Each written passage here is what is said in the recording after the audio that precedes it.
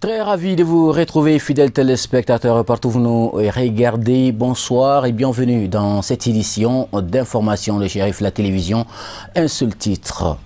Dans le cadre de sa série de rencontres avec toutes les sensibilités du pays en vue de la mise en œuvre de son programme quinquennal, le bureau du Haut Conseil islamique du Mali a rencontré la chef des quartiers de Bamako ce lundi 8 juillet 2019 à suivre dans ce journal.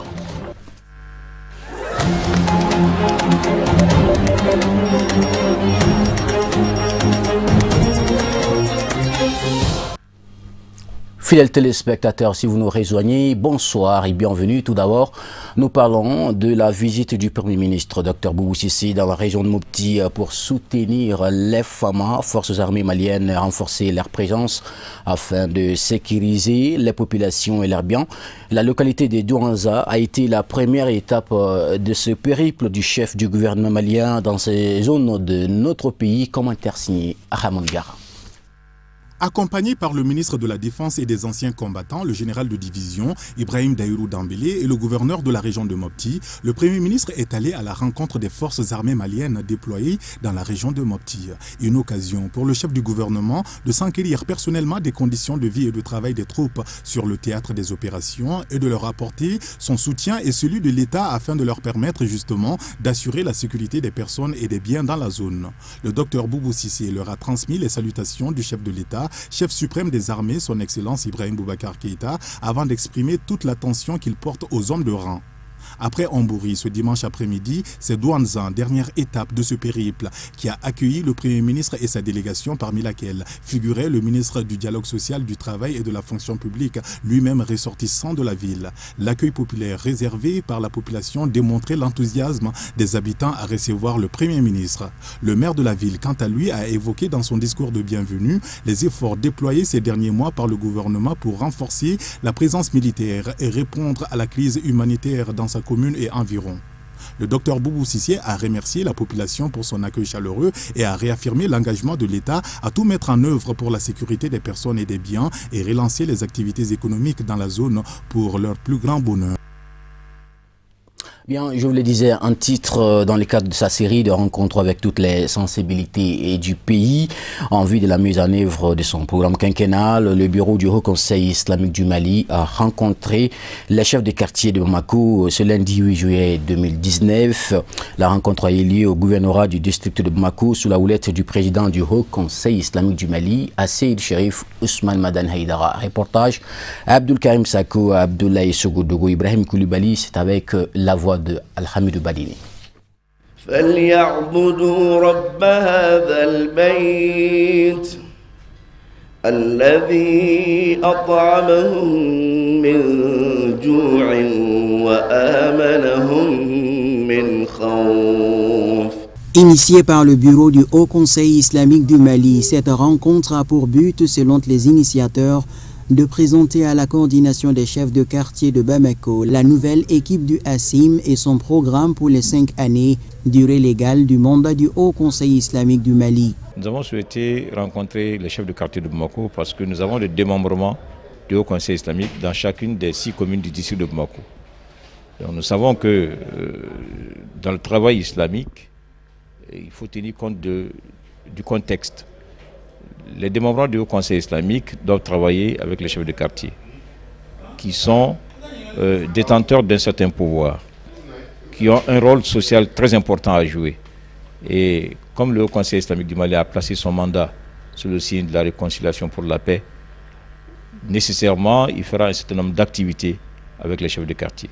C'est pourquoi nous avons souhaité rencontrer ce soir les chefs de quartier avant d'entamer certaines activités. D'une seule et même voix, les 55 chefs de quartier présents à la rencontre ont, à travers leur coordinateur général, salué l'initiative du Haut Conseil islamique du Mali avant de leur assurer de leur accompagnement indéfectible pour mener son bateau à bon port. Nous avons salué ce geste-là du Haut Conseil islamique qui décide de ne pas se lancer dans son travail quelle que soit l'urgence de mission, sans une rencontre avec l'ensemble des chefs de quartier de Bamako pour recueillir leurs propositions, leurs avis et surtout leurs bénédictions et particulièrement leur accompagnement.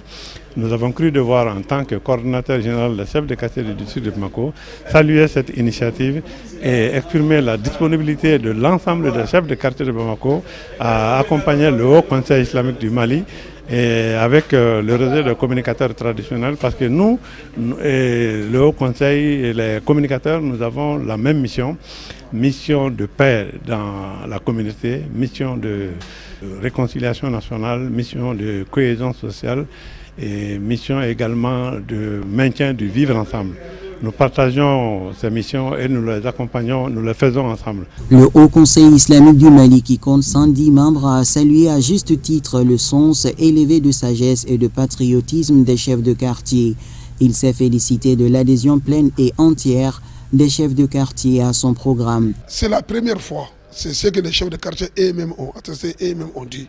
C'est la première fois dans la vie du Haut Conseil que le Haut Conseil travaille au niveau des communes avec les coordonnateurs des chefs de quartier, mais avec l'ensemble des chefs de quartier et leur implication totale pour accompagner le Haut Conseil pour la mise en œuvre de son programme quinquennal. C'est la première fois. Donc ils ont pleinement adhéré à cette idée. Ils sont prêts à accompagner le Haut Conseil et le nouveau président du Haut Conseil. Pour sa part, le président du Haut Conseil islamique du Mali, Saïd Chérif Ousmane Madani Aïdara, s'est voulu bref, réitérant ses remerciements à l'ensemble des chefs de quartier de Bamako qui ont bien voulu honorer la fêtière islamique du Mali.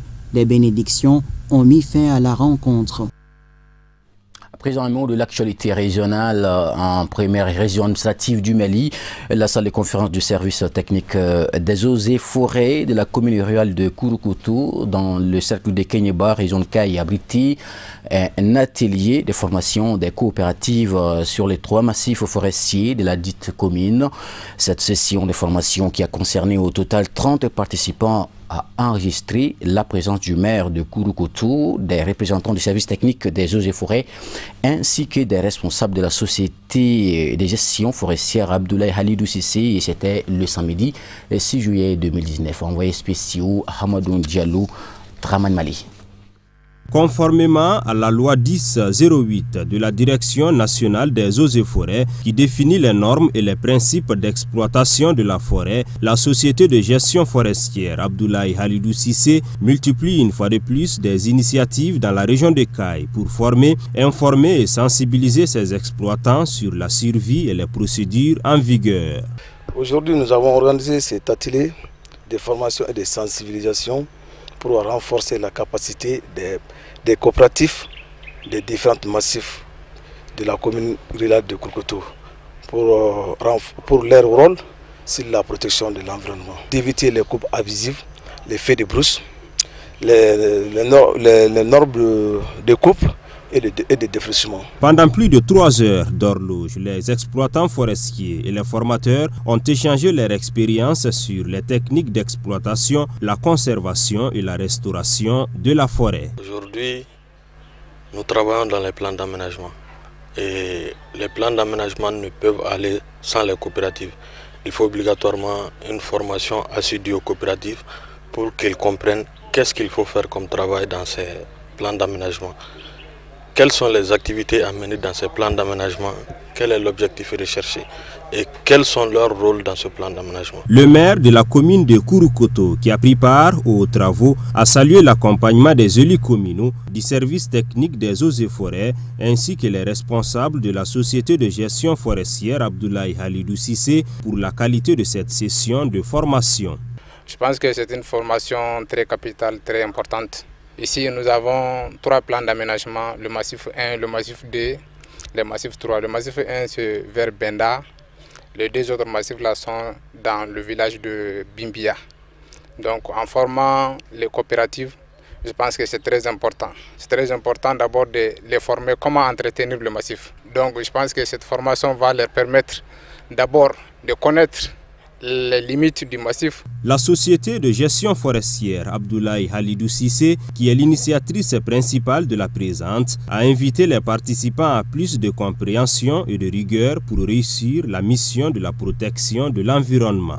Tous les acteurs qui travaillent dans ce secteur de se donner la main pour assurer la protection, la restauration, la conservation des forêts pour avoir un environnement sain et équilibré. Notons que cette session de formation a porté essentiellement sur la présentation détaillée des massifs forestiers de la commune de Kouroukoto, la définition et la gestion des plans d'aménagement de la société de gestion forestière, mais aussi sur le rôle et le fonctionnement des coopératives. Une prise de photos de famille dans les pépinières de Kouroukoto a clôturé la formation. Autre volet de l'actualité, les travaux préparatoires du pèlerinage 2019 vont bon train pour la bonne réussite de l'accomplissement du 5e pilier et de l'islam. La maison du Hajj a initié des séances théoriques et pratiques de formation et de sensibilisation à l'intention des pèlerins de toutes les filières organisatrices du Hajj. Une de nos équipes de reportage a fait un tour à la maison du Hajj pour constater de visu le déroulement des travaux. Kafoune Batili et Baba Keita, reportage. Alhamdoulilah, les préparatoires, ça se passe très bien. Il y a 2 semaines, on avait entamé la formation hebdomadaire des pèlerins. Il s'agit de 2 formations par semaine, les samedis, tous les samedis et tous les mercredis, de 9h à 13h. Les formations, il y a des volets théoriques et des volets pratiques des rites de Hajj. Volet théorique, nous avons des conférenciers par rapport au rituel du Hajj. Ils viennent animer les communications par rapport à l'importance du Hajj, les actes obligatoires du Hajj, ainsi de suite.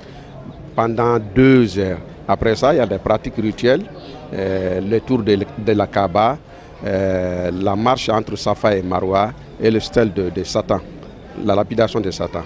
Cette année, alhamdoulilah, nous en réjouissons beaucoup. Les pèlerins sont assidus et ils participent pleinement à la formation.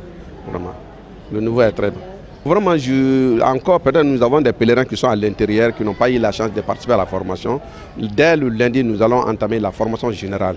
Cette formation générale va reprendre tout ce que nous avons eu à faire pendant les 2 semaines.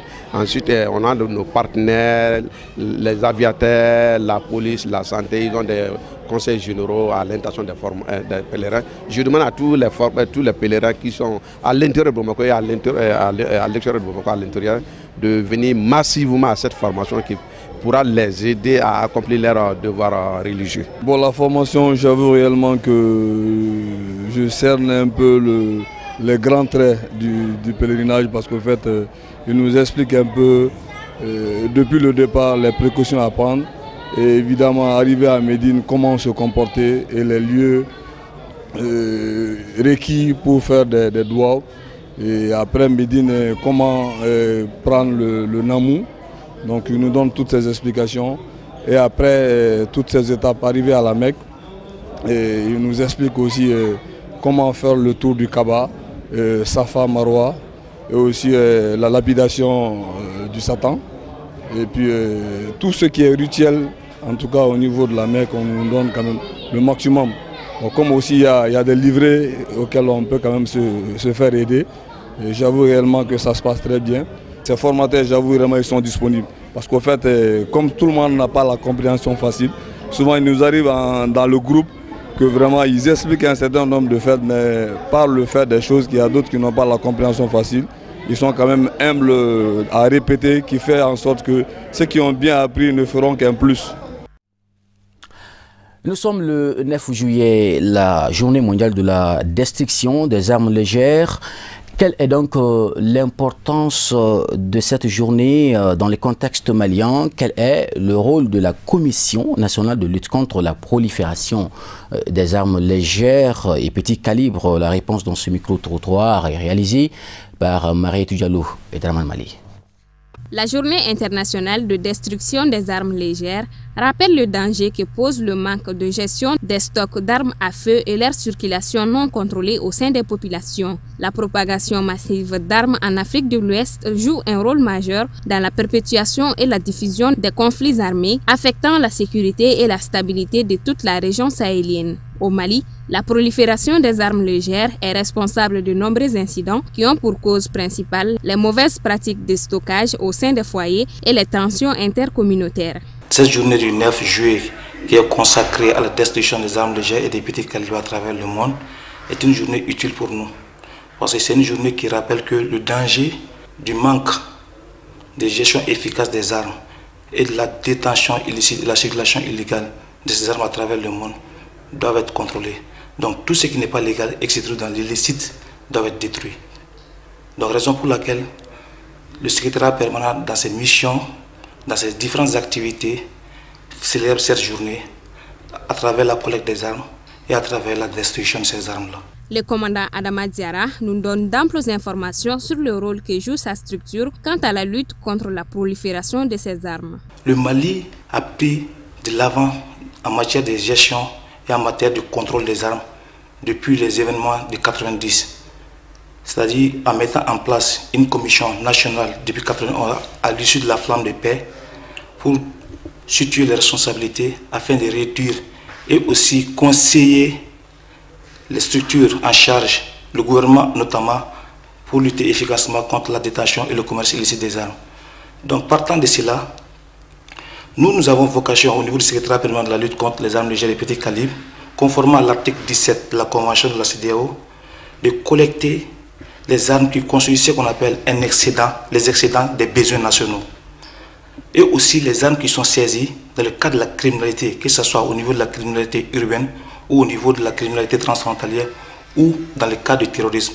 Une fois ces armes saisies au niveau des tribunaux, nous avons également vocation à récupérer ces armes-là, les collecter, ensuite procéder à leur destruction. Il y a des armes également qu'on retrouve. Le Mali a connu une période d'insécurité depuis 2012 ans maintenant. Certaines armes étatiques se sont retrouvées entre les mains des groupes armés terroristes ou des groupes non identifiés. Maintenant, une fois dans le cadre des opérations, ces armes sont récupérées, nous les qualifions des armes retrouvées. Il n'est pas forcément dit que ces armes retrouvées doivent être systématiquement détruites. On peut trouver les voies et moyens pour intégrer ces armes-là dans le stock étatique, parce que c'est les armes qui ont appartenu à l'État et par conséquent, elles doivent retourner dans le stock étatique.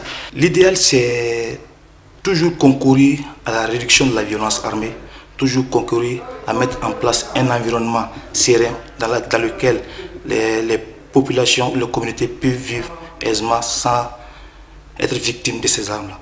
Les normes d'armes saisies au Mali dans le cadre de la criminalité, ça peut varier autour d'une centaine d'armes.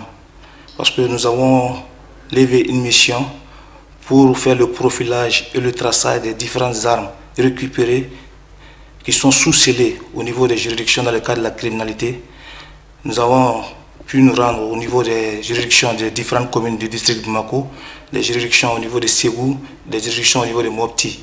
Et il reste à nous rendre au mois d'août dans les juridictions de Tombouctou et Gao pour faire un état de lieu des armes saisies dans le cadre de la criminalité. La mission multidimensionnelle intégrée des Nations Unies pour la stabilisation au Mali, MINUSMA, s'est vue dotée d'un mandat pour aider les autorités à assurer de façon sûre et efficace la gestion, l'entreposage et la sécurité des stocks d'armes légères et de petits calibres au niveau national, ainsi que la collecte et éventuellement la destruction des stocks excédentaires. Vous le savez, une forte pluie s'est abattue sur la capitale malienne et environnante dans la journée de ce mardi 9 juillet 2019. Et plus de peur que de mal par rapport à celle du mois de mai. Une de nos équipes de reportage a sillonné la capitale bamakoise pour constater l'intensité de la pluie survenue et recueillir par la même occasion l'impression de quelques citoyens lambda. Les éléments de réponse avec Fatoumata Yakane, Abdoulaye Sogodougou. La pluie de ce matin, moi je suis très ravi de joie en tant que producteur du maïs ce matin. Car la pluie a arrosé pratiquement toutes les régions du Mali sans causer de dégâts. Quand même, à mon entendement, à travers mes informations, je n'ai pas entendu aucun dégât causé par la pluie ce matin. Bon, les moyens pour mettre fin à l'inondation, tout le monde le sait. Les gens sont en train maintenant de construire le passage de l'eau. C'est à cause de ça que la pluie cause des dégâts. C'est pour cela que j'ai à vous donner ce conseil, à mettre fin à ces activités-là au bord du passage de l'eau. Aujourd'hui, on remercie beaucoup Dieu parce que nous, les agriculteurs, on veut la pluie. Parce que quand il y a beaucoup de pluie, il y a plus l'hivernage, on peut dire que ça va bien marcher. Parce que sans pluie, il n'y a pas l'hivernage. Et aujourd'hui, le Mali, on peut dire qu'il y a 80% de la population qui font l'agriculture. Là, notre souhait est que la pluie vienne beaucoup, abondamment, pour que l'hivernage soit très très bon. Au niveau d'ici, on peut dire qu'il n'y a pas eu de dégâts parce que vous voyez, les caniveaux ne sont pas remplis. Bon, quand les caniveaux sont inondés, etc., c'est là que ça amène les dégâts. Mais le conseil aussi qu'on peut donner, il faut curer les caniveaux pour que l'eau puisse couler tranquillement vers le fleuve. Et puis maintenant, les gens aussi qui construisent ou le passage de l'eau, là au niveau, il faut que les gens réfléchissent beaucoup à ce sens. À présent, voyons brièvement le tour du monde de l'actualité. C'est commenté par Ahmadou Diallo.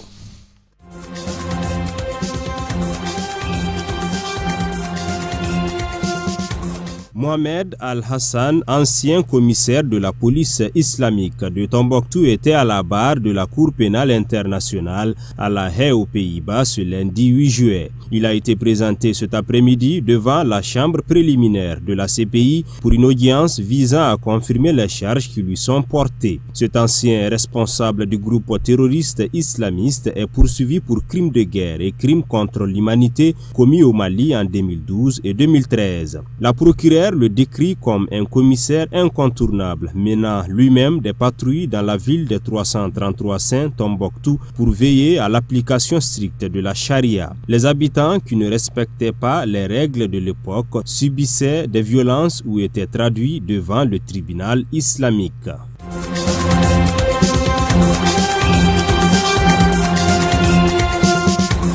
Une réunion du comité de haut niveau consacré à la Libye s'est réunie dimanche à huis clos en marge du sommet extraordinaire de l'Union africaine tenu à Niamey. L'Égyptien Abdel Fattah al-Sisi n'a pas pris part à cette réunion et s'est fait remplacer par son ministre des Affaires étrangères. Une absence du président en exercice de l'Union africaine qui ne passe pas inaperçue. Moussa Faki Mahamat, lui, n'y va pas par quatre chemins. Le président de la commission de l'Union africaine cible les ingérences extérieures. Or, l'Égypte est un soutien de poids du maréchal Haftar. Il paraît donc clair que le Caire ne veut pas que l'Union africaine s'occupe de ce dossier, mais pour l'UA et les dirigeants de la région, la situation en Libye est avant tout un problème africain.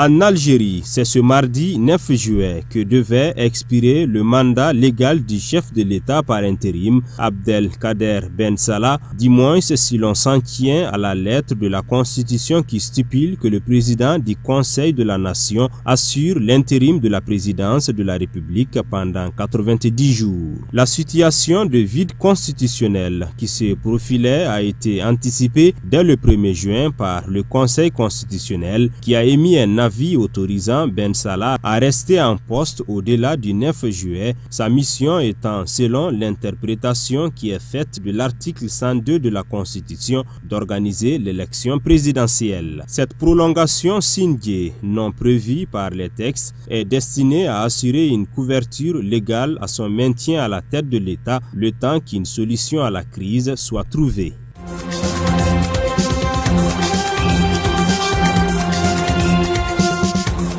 C'est le dernier épisode d'un feuilleton qui empoisonne les relations entre Londres et Washington depuis dimanche. Le Mail on Sunday avait alors publié des câbles de l'ambassadeur britannique à Washington dans lesquels il qualifiait l'administration Trump d'inepte et de dysfonctionnelle. Dans une série de tweets, le président américain s'en est pris cette fois directement à Theresa May, estimant que la nomination d'un nouveau Premier ministre serait une bonne nouvelle pour le Royaume-Uni. Il a aussi fait savoir que son administration n'aurait plus de contact avec l'ambassadeur britannique à Washington.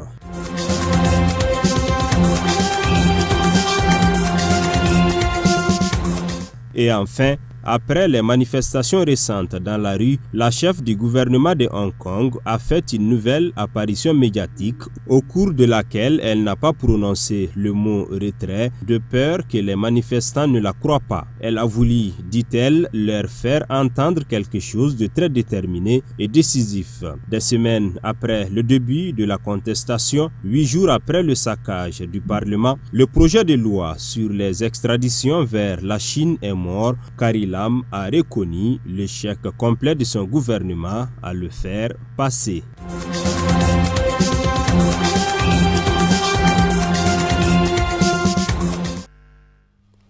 Bien, c'est donc tout pour votre journal de ce mardi 9 juillet 2019. Merci à vous de l'avoir suivi. D'un moment à l'autre, vous aurez Amadou Kamara pour votre rendez-vous quotidien en langue nationale Bamanankan. D'ici là, portez-vous très très bien. Excellente suite de programme sur Chérif la télévision.